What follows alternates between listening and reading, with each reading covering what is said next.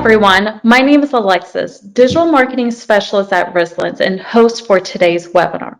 I would like to welcome you to episode 2 of our Trailblazer webinar series, Scaling a Fair-Based Cyber Risk Management Program.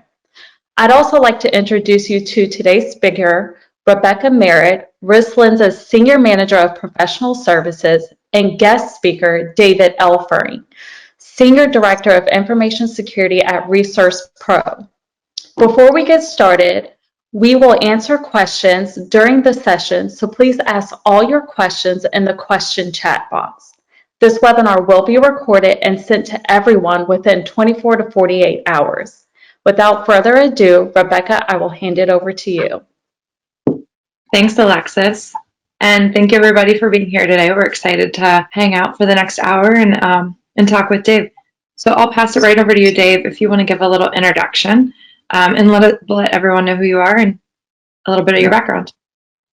Yeah, so my first professional role was in spacecraft operations.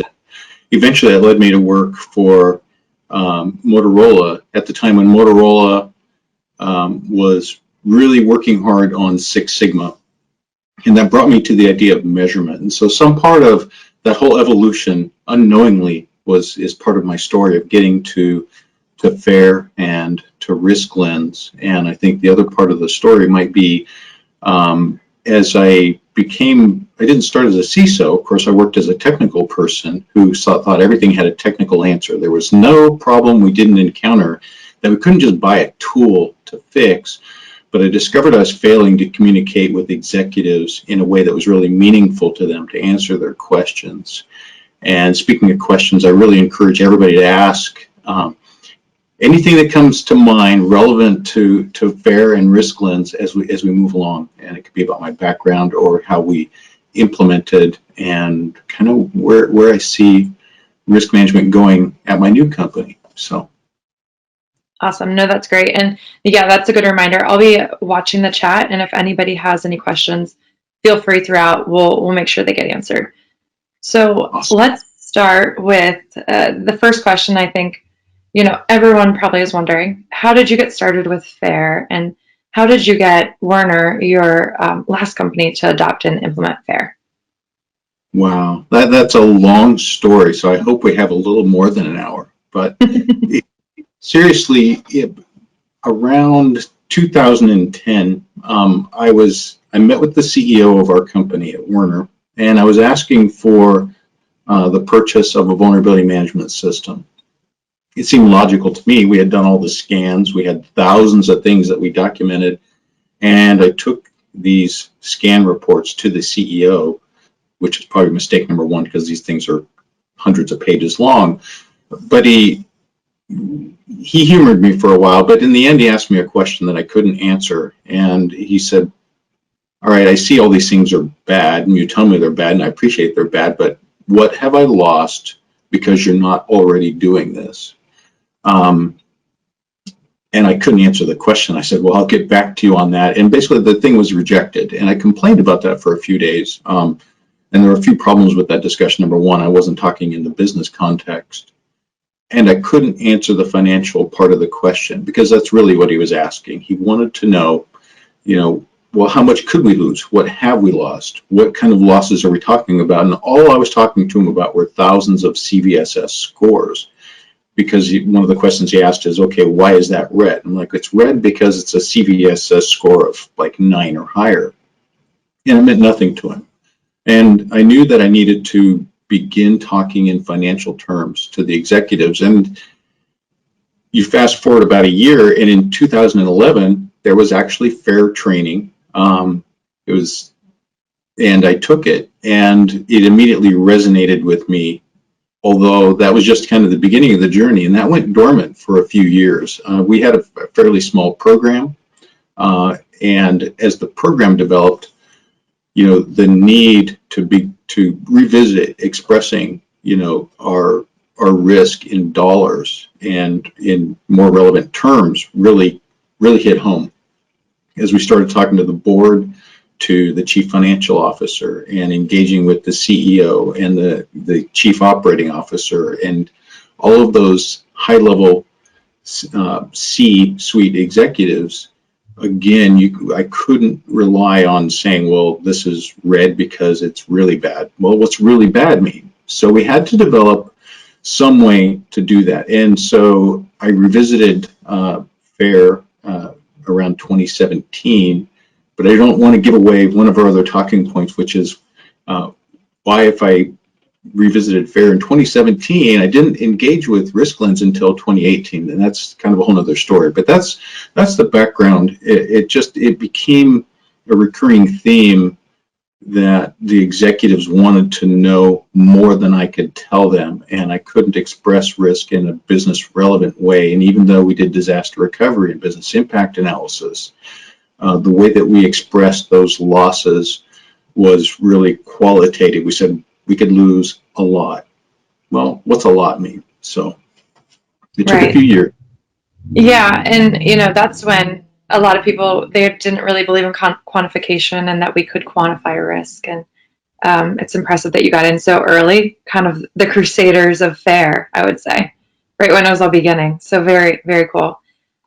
So I guess you kind of alluded to it at the very end, moving forward with Risklens and really starting to re-engage with FAIR and quantification back in 2017. So what made you, at that point, almost 10 years later, start to use FAIR again and just really get involved with moving forward with Risklens as well?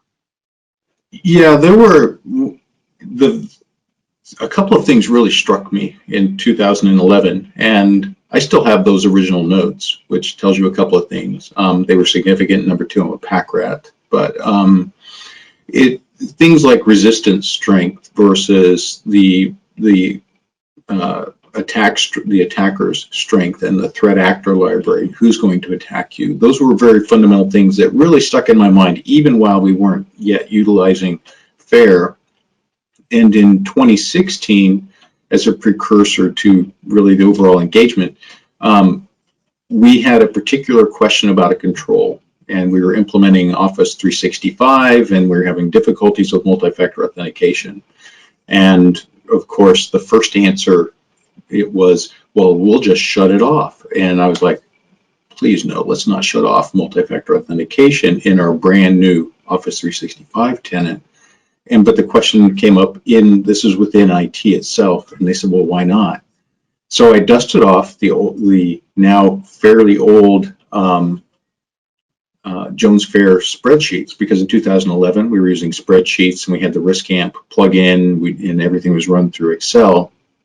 And so I put together a risk analysis of with multi-factor authentication without, and I was able to help drive that decision to maintain the commitment to multi-factor authentication.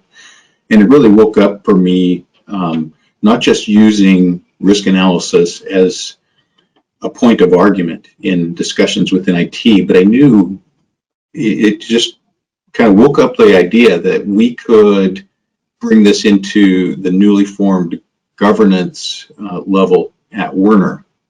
And so in 2017, as the program, we started to commit more and more resources and evolving the security program. We needed to add additional tools. And in 2017, we began talking with Risklens, and as sometimes happens, at the same time I was talking to IT GRC vendors, and of course they said, well, we've got risk analysis in our tool. And I made a fatal decision that would go on to consume about 40% of my time in 2017, which was, well, I love Risklens and what it does, but I can solve a whole lot of problems with an IT GRC tool. Right. It turns out I've solved about 30% of a lot of problems I'd ever solidly solved any one particular problem. And in particular, the risk analysis just wasn't there. It was kind of an evolution of the things that I had already done with vulnerability management, for example. So in 2018, I just decided this is the time we have to commit, and we made the commitment not only to Risklens, but to educating the entire security team, and that's really one of the success criteria. So after a failed six-figure expenditure, I decided just do this the right way. Right. So after that, your analysis with the MFA, did it really change the conversation a lot on what your stakeholders were looking for and asking? They maybe didn't want the high, medium, low anymore, the gut feeling when reporting on risk? That's an interesting it's an interesting evolution, to move from talking about like what's our phishing rate to how does the phishing rate relate to specific risks of like a PII breach in your applications or a specific control like multi-factor authentication. How does that relate to the potential for a specific scenario to play out? I don't think we were ready for it yet until well into 2017, but I think a real clarifying moment was, and I know you know about this because you were there, was that we did, can I call it a panda? I don't know, it was a proof of concept, but it was called a panda, which I love the term. And we did a panda, and we had subject matter experts and, IT, security, all in a room. And within 4 hours, with you were part of the team, I was able to see how quickly a very professional risk analyst could work with subject matter experts to not only outline a scenario, but produce the end result. And that end result was really what catalyzed a lot of our discussions. We were able to outline millions of dollars in potential loss. And I actually reused that analysis a fair amount, and I used it with the CEO and the CFO. I found a few things that, there's certainly some mistakes I made in doing that, but that certainly moved the bar away from, the qualitative things that we had been doing, where we would just show numbers. We were just, vulnerability management's a key one. You go, here's 6,000 things last month. We got 4,800 this month. We're better. Right. And that's just not true. So yes, absolutely. That the use of the spreadsheets was a catalyst for me. The proof of concept that Risklens came in and helped us with was the much larger uplift, though. Yeah. And fun fact, we actually called it a panda because we wanted to be quick and fast, like Panda Express. So it was what everyone knows probably now as rapid risk assessment in the platform. So fun history of Risklens, but it's definitely meaningful to actually get results in those 4 hours. And we had a lot of really great SMEs in the room. We were able to gather the data. And then as you report out and you socialize it in the organization, I'm sure you found better, more precise data and new findings as well. So yeah, we did. And it certainly took us a little while, even as a security organization, to get our heads around it, in terms of gathering the information, working with the subject matter experts. So for a point of reference, Werner Enterprises is a sizable trucking company, but at the time we began our journey with Risklens, really information security was a small organization, and we were primarily tactical. And although, intellectually we knew that we had to make this commitment to quantify risk as one of the tools that we used to use quantification, the process of getting our arms around, meeting with subject matter experts around creating calibrated estimates, it took us a little while, as much as anything, because we were, all of our analysts and myself were kind of part-timing it. And that's not to say you can't, but it does lengthen the timeline for it. So maybe one of the tips I would have for people is, if you have some people that you can dedicate to this, probably for a fraction of the people or FTE count you're having to dedicate to your Archer, not to call it Archer, but your IT GRC is probably going to chew out more people. And if you can dedicate one analyst or two analysts and really allow them to focus on this and develop this expertise, it'll speed up your adoption a great deal. Yeah, I completely agree. I think having that dedication, it's a learning process and a journey, and you have to start and dedicate the time up front, and over time you see a lot of quick wins and results come back. So I'm curious, with you being in your role at Werner and adopting Risklens and Fair and bringing it into the organization, how did you said it was smaller, what you guys actually worked on was more tactical, but how within your organization or your group did you decide where to start and where to even begin with so many, I'm sure, multitasking that you guys have to do as a group? How did you guys figure out your direction? We knew that we wanted to focus on data issues related to breaches, which of course is personally identifiable information. That was an area of focus for us. I think the other catalyst for our focus was we did a risk workshop with Risklens, if I can use risk that many times in one sentence. And that was a kind of an aha moment, because I think within 6 hours, using, the tools that Risklens brought in and the personnel, it was a great investment in my opinion, because I think in 6 hours we had outlined about 57 different risks, and we had triaged, some basic annual loss expectancies in order to prioritize those. And we essentially rebuilt the risk register in kind of one day. Of course, there was a lot more work afterward, but that was huge, and that helped us focus a great deal. Yeah, and just identifying some of those top risks, it helps you to figure out which ones kind of fall off and you shouldn't actually be concerned with. Maybe others in the organization, it's top of mind, but it can help you find a little more direction as well.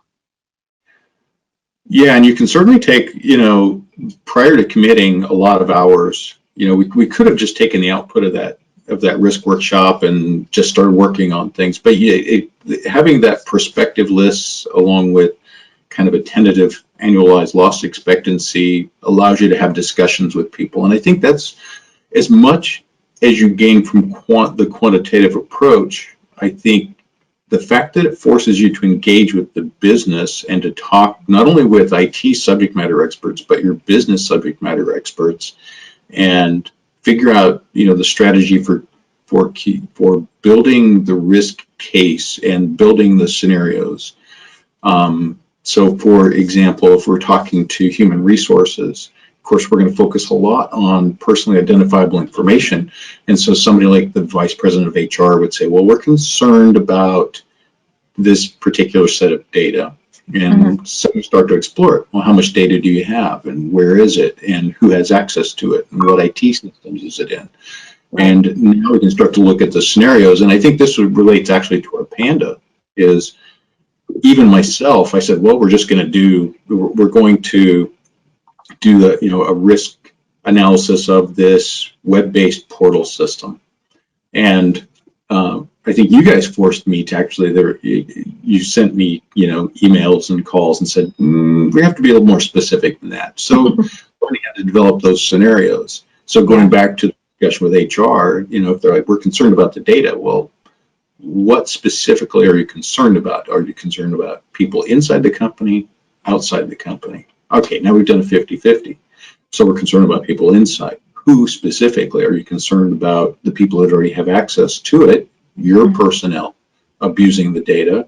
Are you concerned about IT? And so it's really an awesome level of engagement, because it allows you to communicate that you have a process that you're following. It's structured, right? To have a structured discussion. And as a CISO, I think you have to have those kinds of discussions. And more importantly, perhaps, is the discussions that your security team now has with people. And if you remember, during the Panda, for example, I think you can probably also testify there was a high level of engagement by the IT people that attended. Yeah, there was that, and I think that was the reason, just getting the right folks in the room, that helped so much with getting the work done in that 4 to 6 hour time frame like we did. And the interest, I remember we were in a conference room, and there were quite a few folks. Every seat was pretty much taken, and we had a lot of differing opinions, but I think what we were able to do with that, the data gathering, is take everyone's various experiences and data to create our ranges and our estimates, which ultimately drove our analysis. I think the coolest moment out of that workshop, and I think this was really kind of pivotal for the, I don't know if the adoption, but the lack of resistance going forward, because, you know, we brought them all in the room and they're like, oh, this is going to be like a security audit, isn't it? And instead we started asking questions and they got engaged, and the more questions they could answer, the more they realized that this was a real exercise that wasn't designed to trap them. It wasn't designed to point out failures. It was designed to help avoid potential failures. And I think that level of engagement just grew. And as we got into hour 2 and hour 3, I really think that the IT subject matter experts that were there were really kind of all in on it. They really wanted to see the outcome, and that was fantastic. Yeah.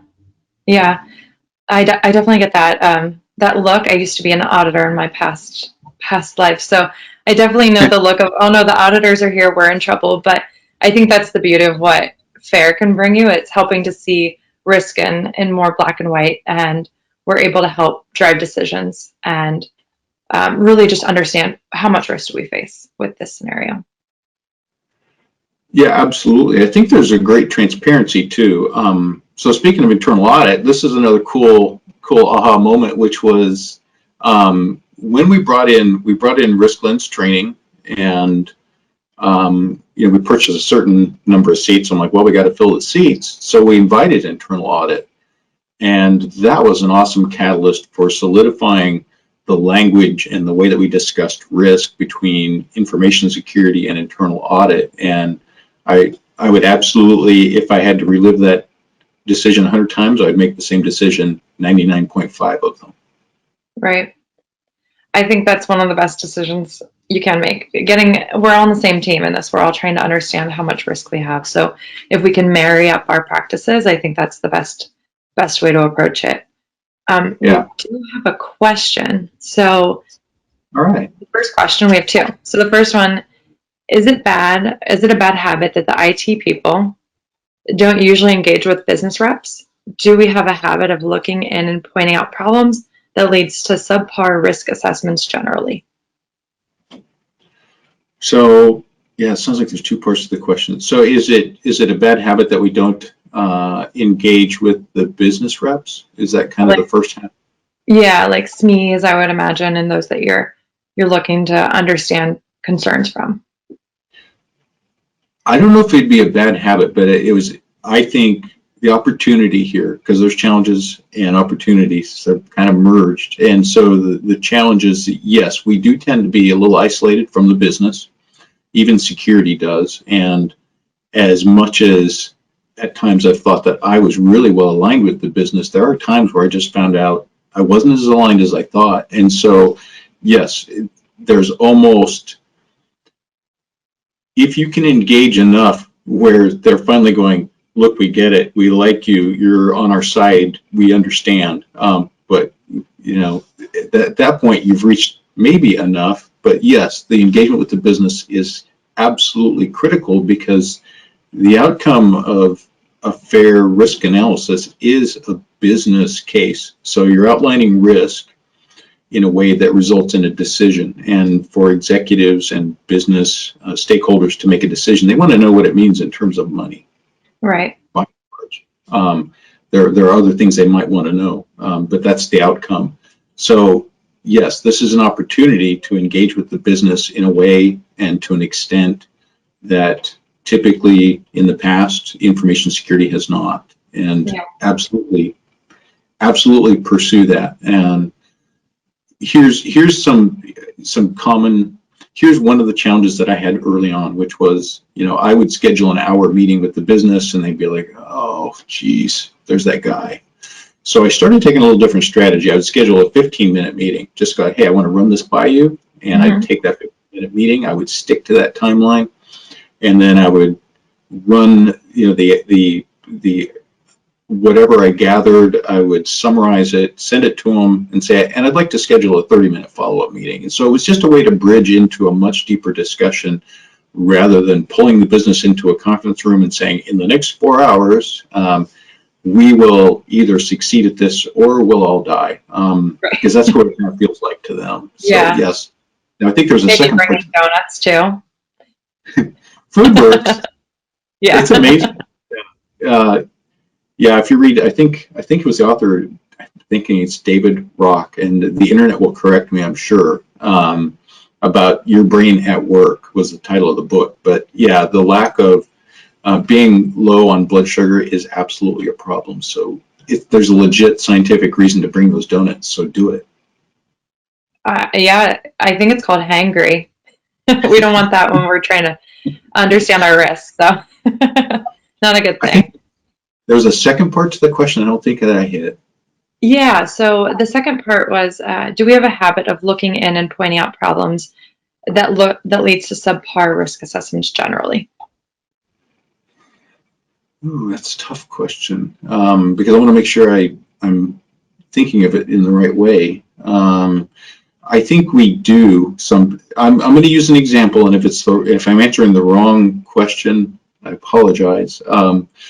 But I think to the business, sometimes when we come in, we start describing problems, and it's almost like we're talking in another language. And we say, well, this could happen or that could happen. And to the business, it sounds like sometimes we are the department of finding 9 reasons why something can't happen instead of the 1 reason why it should happen. Mm-hmm. And there was a great metaphor. So I'm going to borrow this from Paul Proctor. It was at a Gartner conference. He said, what kind of security person do you want to be? Do you want to be a mall cop or do you want to be a stunt coordinator? And the mall cop does what you think mall cops do, but the stunt coordinator takes really dangerous things to help them happen in a way that keeps people safer. And I think if we want to be stunt coordinators with regard to risk management in our companies to help them find a way to get things done, mm-hmm. and while still limiting the risk, I think then we want to be the stunt coordinator, and Risklens and the FAIR ontology are a perfect tool for that. So hopefully I hit on some part of the question. I think you did. Yeah, and it kind of feels as though sometimes, especially in what we do with going to the business and trying to understand risk and measure risk, we have to be the translator to listen to their concerns and then translate it back into FAIR, because we have to know they often aren't aware of FAIR or highly educated and practitioners like we would be. So it's finding that dance, that balance, I think. Yeah, absolutely. So we do have another. Oh, sorry, Dave. Right. Go ahead. No, go ahead. I was going to ask if there's another question. So yeah. Sorry, it's the online conference awkward moment. We're good. Totally expected. No worries. So the next question is from Erin, and she said, "How was Risklens scaled to help Werner? This sounds like a standard implementation, and she just wants to hear about scaling." Scaling for Risklens. Well, it comes, so when we started this in 2018, we had to, every system has its own terminology with regard to licensing. And that was something I wrestled with a lot. And so how do we start, with Risklens? Because this is a significant tool. It means, of course, there's a cost to it. And you certainly, the trick with clouds, well, there's a lot of trick with cloud services, but one of the challenges that you have is, am I going to buy a lot more service than I can utilize in the next 12 months? Because it takes a chunk out of our budget. In particular, this doesn't tend to be a capitalizable expense. So you're really talking about OpEx here. And cloud services are that way. And so we went with knowing we were going to be part-timing it, because we were a multi-function team. We had a whole range of other things we were doing all at the same time. We chose a license path that was probably a little bit limiting, but that we could grow into versus over licensing and not consuming or being able to utilize everything. But the license model now in version 3 has changed. So if you have licensing questions about Risklens, I am the wrong person to ask. But that's kind of what we did. We tried to start smaller, and I'm sorry, Rebecca, that's probably not the right message. Everybody's writing down, start with the minimum license, and No, somewhere the manager going, who put this guy on the website? No, it's totally acceptable answer. It's that land and expand model, and doing what's right for the organization and seeing where you guys can start. That I think it was definitely the right fit for you guys, and figuring out how you can bring that ROI. And maybe, is there an example? I know you mentioned the MFA example. Is there another example of a decision you guys drove within the organization, or just analysis that kind of had that aha moment for stakeholders? Yeah. And this relates back to the Panda and part of it. So when we met with the executives and we said, hey, we've got to reduce the volume of information, of this particular information. It brought us, we were able to outline millions of dollars in risk and the probability in the annualized loss expectancy. And then that takes you to a risk appetite question of, you're like, well, it's a 2% chance you could lose. And I'm making this number up. If there's a 2% chance you could lose $100 million, what do you think? Is that okay? And they might go, well, what does it take to get that lower? But rolling that back a little bit, 2%, somebody might go, all right. But if you say there's a 35% chance you're going to lose $10 million, well, that's reasonably probable. And now we can have the discussion of, okay, $10 million, how much would it cost to reduce that risk? And the answer for us was data retention. Through data retention, which is something you should be doing anyway. So we said, here's something that we need to do that we should be doing anyway. And if we can reduce that volume of data by 25%, we'll spend, let's say, I don't remember the specific budget, but like $300,000. And if we were to reduce it by 50%, it'll cost us $475,000. Now we can reduce, the most likely scenario from $10 million to $600,000. Now, it doesn't mean that we just got rid of, $9.4 million worth of risk, but we did get rid of the probability of it. Mm-hmm. And in the meantime, as a matter, in the course of doing that, we'll also, by the way, be more compliant with some of the privacy regulations and things like that. So it was a no-brainer. That turned into a great decision to say, yes, we need to engage with data retention. Right. Justifying that budget. So We've talked a lot about your experience just getting things started and working with FAIR and Risklens. After you look back at your past few years working with FAIR and Risklens as well, what are some key lessons learned, some key takeaways that you would tell the crowd? Good end. Things you would change. Early. Yeah, start early. Get your people trained. Let's just say, for example, you're just interested in risk, and maybe you aren't thinking you are going to go 100% into the FAIR ontology or to a Risklens. But the training that's available is the best fundamental training in risk analysis that I've ever seen. You might be going to the NIST standard, to risk management framework. You might be using something else. I think it might be ISO 31000 or something like that. But those things describe a lot about risk, but none of them tell you the story of how to actually outline it and work with it. They describe a lot of things, but they don't give you the financial factor. Right. And so train your team.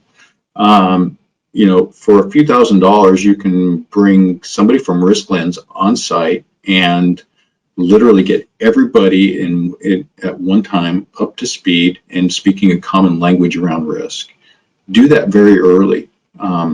If you know you're going to commit to the FAIR ontology and to quantification, then absolutely, then it's a little bit even more serious. But even the process of training, the security team, and the audit team and some people from IT just leads to really improved risk discussions. If you, as an experiment, go to a security conference. Well, when you can go to a conference again, and I had this experience. We were talking about risk at a vendor-sponsored dinner, and somebody brought up something. They said, "Well, that's a risk." I'm like, "No, that's a control. That's a vulnerability. That's not a risk." We couldn't even agree, and these were all senior-level, experienced security professionals. So bringing that training in, even if what you get from it is a consolidated vocabulary and language and agreement on risk, it's a win. Yeah.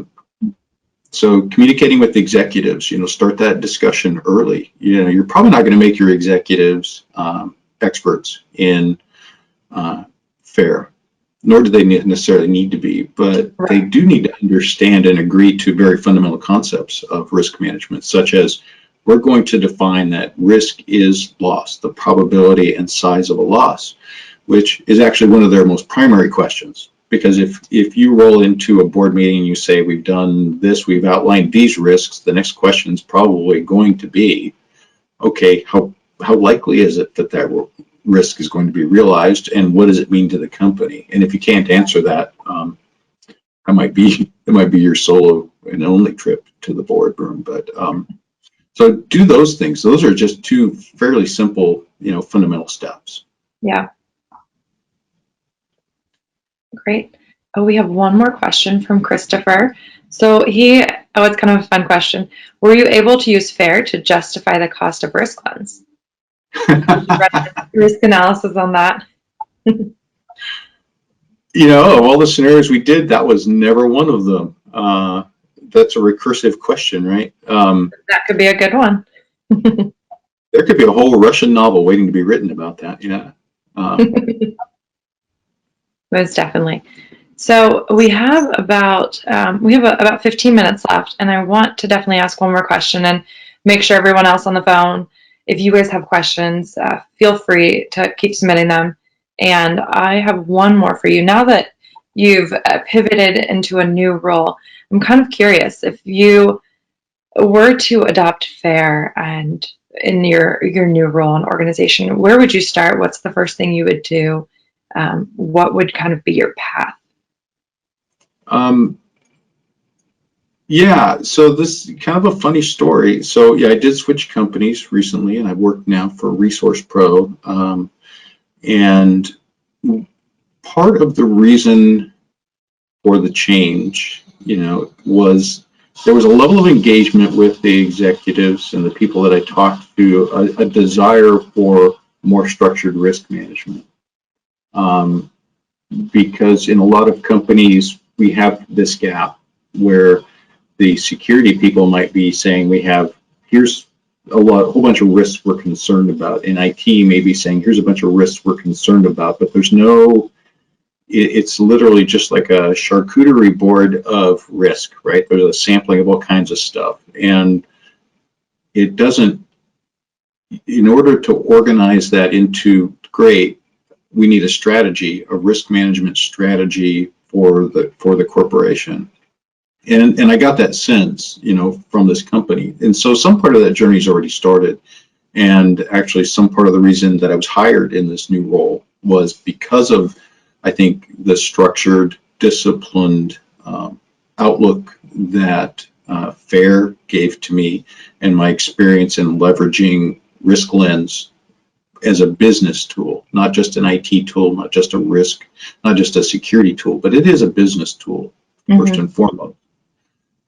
That was part of that. And so some part of that journey has begun. And even my early discussions, I brought this up on one of our strategy meetings with some of the businesses. We were talking about corporate risks, and I said, well, I really appreciate how we ranked those, but I do want to have discussions with all of you. I'm paraphrasing here because I'm probably not being 100% accurate, but the essence of it was to trying to find out if everybody's open to that more structured approach of saying, well, instead of ranking things from 1 to 5 based on group consensus, let's actually gather some numbers, and I brought that up about, okay, if this is a risk, how likely do you think it is? What's the least? I started that discussion. What's the least amount of times you think it'll happen? What's the most? And what's the most likely number?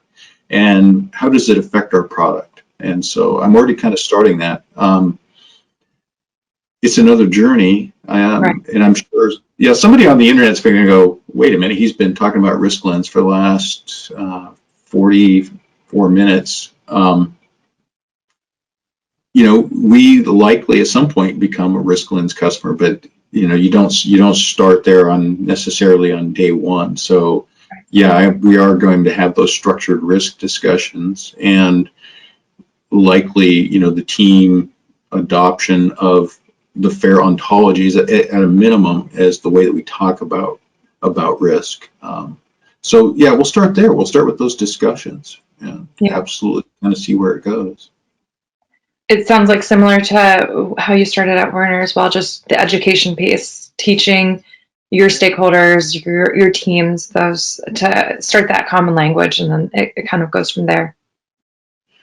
Yeah, absolutely. And really that's, if you're a security professional and you're having difficulty, in your communication with the business,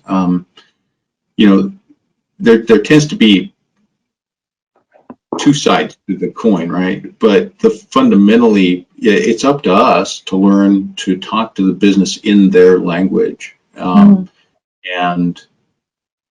that's part of the engagement. It's part of the value of, how we leverage, FAIR in order to have structured discussions. And I think the structure of those discussions is part of the success, part of what FAIR lends to the success of the discussions, because it is structured, because you're not just wandering aimlessly in a risk discussion. Have you ever been part of those IT discussions where somebody goes, well, the Incredible Hulk could break through the computer room wall and smash the mainframe? It's like, well, if there were such a thing, yes. Reel it in a little, yeah. Yeah, is it possible? Yes. Is it likely? Not too much. Not too much. Right. So, yeah, certainly starting a new journey, and we'll have those talks. Very fun. Well, we do have another question from the crowd, so I will read it to you. It's from Steve. He said, did your overall risk number move once you brought in Risklens? Since the risk map changed, how did the overall cyber risk change in the organization? Well, yeah, this is the moment of truth. So we didn't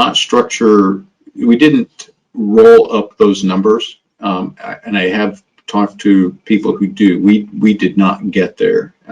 We were moving toward that, but we did not structure it in a way to show that over the course of a year we had remediated,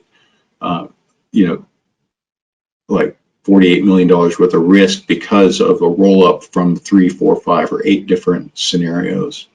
So no, we did not actually create those kinds of numbers. It was really kind of more specific scenario based. Right. More ad hoc decisions that you're looking to make and cost benefit there. Yeah, although, we certainly did have a risk register, and you would think it would be fairly simple exercise. You could actually not necessarily construct the scenarios in this way in Risklens. You could actually, based on your risk register,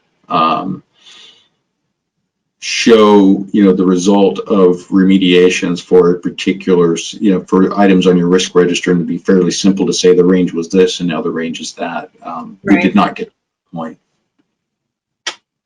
So we do have another question. Mike says he's new to FAIR and he kind of gets it, but why are so many of us attached to RAG, heat map, qualitative approaches? Is FAIR perceived as overly complex, or are people just happy with what they know? Yes. So I was addicted. Hi, I'm Dave, and I'm addicted to qualitative risk assessments because I could literally make the outcome of the risk assessment what I wanted it to be. If I thought it was risky, guess what the end result would say? It was risky, and I would, it even to the point where, you know, I would write a pretty decent risk analysis, and I would take a form, and on the end I'd go risk. You know, here's your risk here, here's your risk here. You can check one of these boxes, and you're accepting one level of the risk or the other.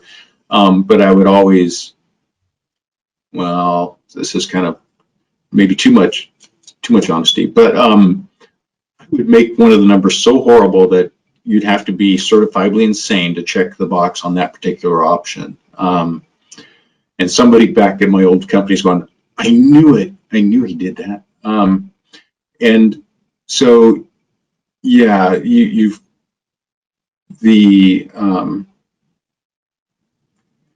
wow, I just lost my whole train of thought. Yeah, and you know, I think a lot of us do that when you're going with gut feeling and high, medium, low, a qualitative scale. It's easy to see things that you see in the news, like ransomware and the cloud, and Right. external actors as high risk when you're seeing a lot about it, and there are actual events occurring. So it's Right. not just you. I think there's a lot of people in the industry that we just naturally do that.